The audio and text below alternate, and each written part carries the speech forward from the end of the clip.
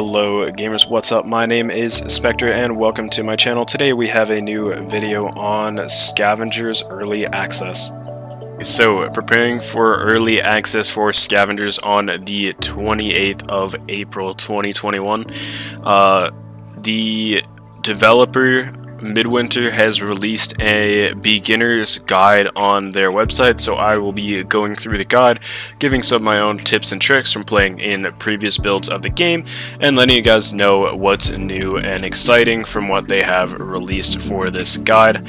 So we're just going to start from the beginning and just read it off. So on a frozen post-apocalyptic Earth, 60 players fight across a hostile frostbitten environment. Hundreds of AI enemies and creatures, and squads of 3 compete to survive. So the way this game sort of works is you're fighting AI and enemy creatures early into the game.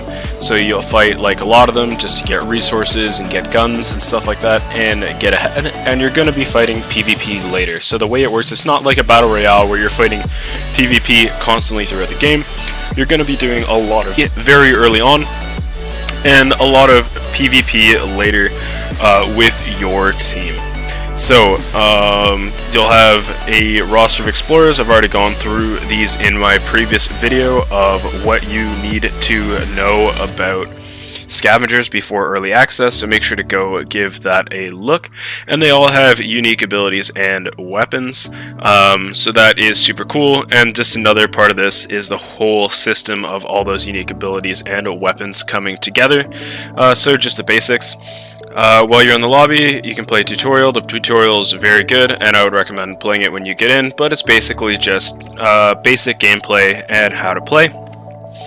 Once you get into the match, your first task will be getting gear to survive. So you're going to need to scavenge for weapons and some supplies, including stuff to heat you up, stuff to make you better at PvP, healing, food, and all sorts of things that you're going to need. In Scavengers, you have 2 weapon slots. So what I recommend, or what I was using in previous builds, is I was using a melee weapon for close range, so I didn't use up all my ammo, because ammo is not unlimited, so it's important that you keep a good ammo count. And I would have an SMG or pistol or whatever I could find early game. So I'd have a melee, and I'd have an early game weapon, and you find those by scavenging camps and buildings, which is the PvE that I was talking about earlier. So as well, scrap is another important resource, and crafting is a huge aspect of Scavengers. So there's early game crafting, mid game crafting, and late game crafting. So I'm not sure what's changed from this to start with, but what they're saying is you can find scrap in lootable containers, and you collect it. You can craft shield upgrades, class weapon, and other items that you might research or have equipped in your crafting wheel. So that's really useful for late game and makes it so that you can have the weapons that you want to have when you have them, so scrap is super important.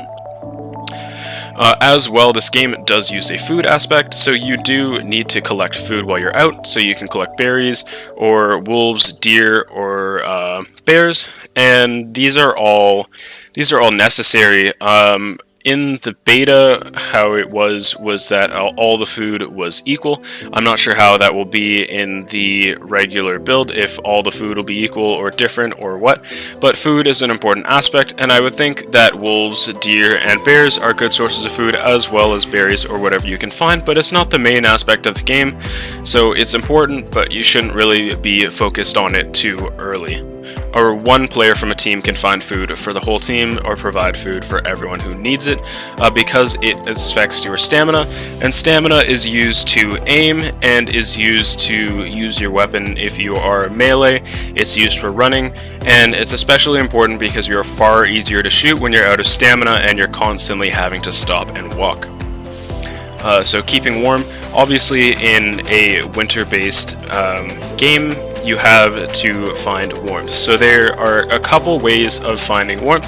So you'll have a temperature meter, and when it gets crucial, you'll start to take damage. So you want to keep it nice and high. So in the storms around the map, there are no fires, so you'll need to craft something called a thermal boost. So a thermal boost is something that you had in the crafting wheel earlier, And the way I did it with techniques for my team was I would craft one set and we would use them for multiple players, so not everyone would have to have thermal boosts and other people could have grenades and other such things in their crafting wheels, and one person could have it if you're playing with a team. Not everybody has to be able to craft thermals. If you aren't immediately in a storm and immediate danger, there's tons of fires around the map and you can relight heaths and they will warm you up. So as well as fire, there are vehicles. So vehicles are an important aspect of scavengers. If you don't have a cruise on your team, they will save you a ton of time. For the cost of scrap, you can get around the map far faster with your team and even deal damage to other people using those vehicles. I'm looking at you, Mad Cat. So while the roaming storms are cold, pay special attention to the border storm. So it's similar to a battle royale storm, and it comes in and compresses until you get to a final space, and that's how the game encourages you to PvP with other players, and it's not just PvE. You're going to end up in a small space and have to get onto a ship together with other players, so you're going to have to use strategy either to keep your PvE playstyle, or if you're a PvP player, to find people to fight towards the end of the match. So, a hostile environment. So these are just some of the enemies that spawn throughout the map. So you'll see outlanders, which are just like basic grunts. They sort of run around, and they're other players or other people who have been left on Earth for dead and who are out to find you and eat you. And there's the Scourge. So these are the people who are infected with the virus who caused this whole pandemic. So they are infected, and they have like bile and certain abilities, and there's a couple of these guys, but most of them are also just basic grunts.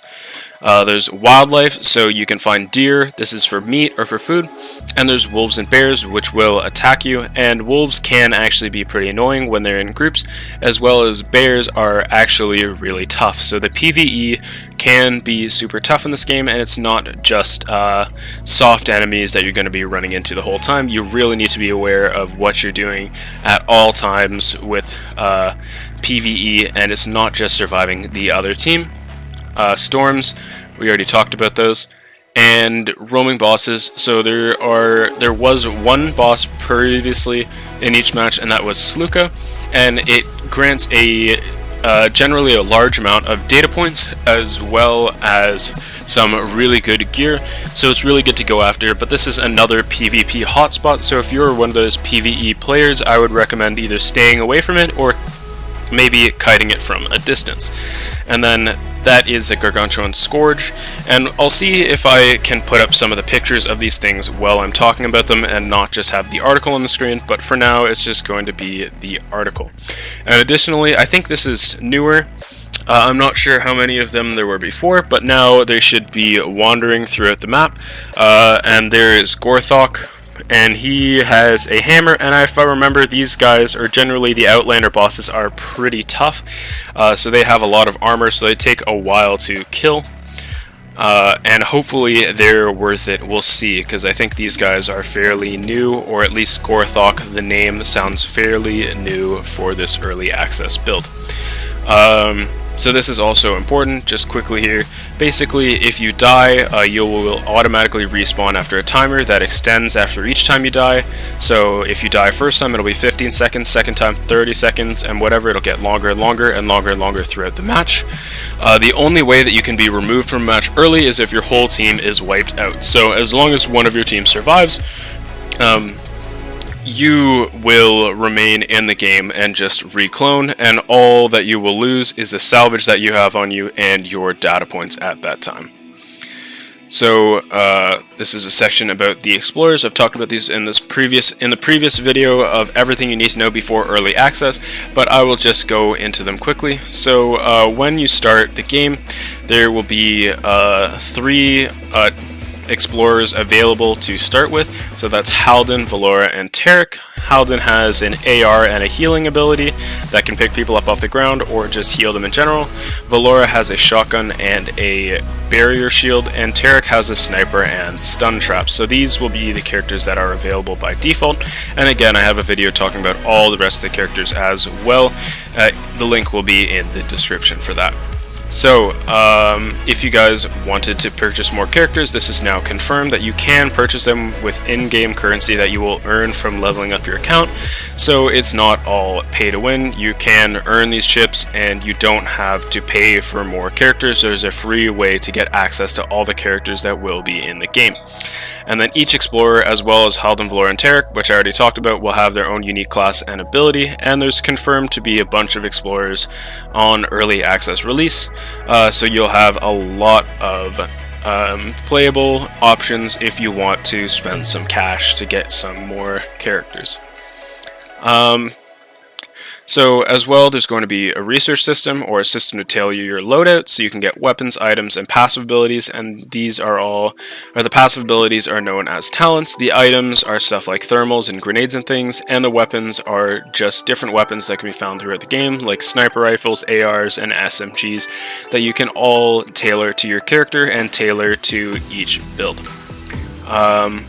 So for the talents, these are the passive abilities. There's going to be 4 of them, and you can equip 1 of each, and you should be switching these depending on which character you're playing to modify the gameplay, a synergy that you have with both your team, and the synergy for your character. So make sure to tweak your loadout, obviously, before you join a match, and have an explorer in mind that you'd like to play.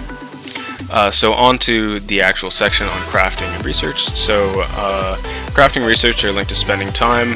So you spend time to craft something, and if you spend time in game and you level up, you'll be able to craft more and faster. So you're going to want to level up.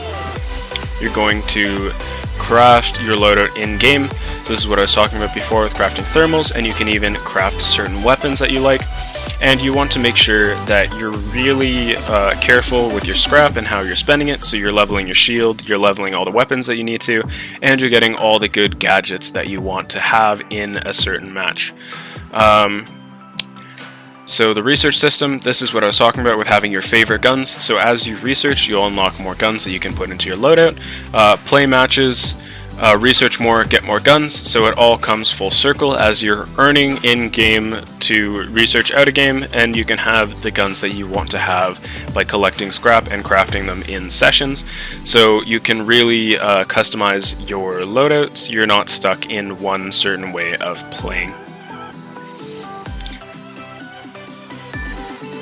And salvage items, this is basically resources in this game. So when you come out with salvage items, it's different from data points. You will use them as a cost for crafting a new type of gun that you can craft in game and getting that blueprint. PvP. So there are a lot of different ways to play PvP in the game. So the game encourages PvP, and you might think that it doesn't, but in the fact that when you're near someone, you'll actually see them on a mini-map. So you'll have a radar, and if they're on the radar, there'll be a red dot, and your mini-map is also equipped with something that can detect advancing opponents. So if you're outside, your opponents will hear you and see you. So what you have to do is be really careful of your own movement and pay attention to opponent movement. You have to see a team coming up on you, so you really have to pay attention to the radar in this game. And there's a couple ways to not give away your position. So obviously using bows and melee weapons is silent coming up until you swing or you miss with the bow and they see it. While you're in shelter, this red dot does not appear, so if you take shelter inside of something, the dot will not appear on the map. If you stand still or move while crouched, your location is revealed, which includes sliding. So if you slide down a hill into someone to ambush them, your location will not be shown on the map while you're sliding. And there's miniature storms that go around the map all the time in Scavengers, so if you ride those storms and you're inside them, you cannot be detected by anything. As well, just a note for you, Mad Cat, vehicles interfere with early detection capabilities, so you can no longer see the red dots on the map while your explorer is in a vehicle, so you can't track people down to run them over with your car. So the goal of the game is to collect data points. So the more data points you collect, the higher your chance of winning. and you can collect as many data points as you want at the same time. If you want to secure your data points, there are select areas on the map to bank your data, but these are dangerous as other teams can see that you're banking, and a lot of people will camp these locations. If you're taken out, you drop half of your data points, giving them to other teams. So you do want to bank, but at the same time, you should be careful about banking super early or waiting till you have a lot to bank. So there's a sweet spot in the middle where if you're close to a bank center and you don't want to waste too much time, you can just quickly drop off those points so you're not losing all your points in the PvP later on.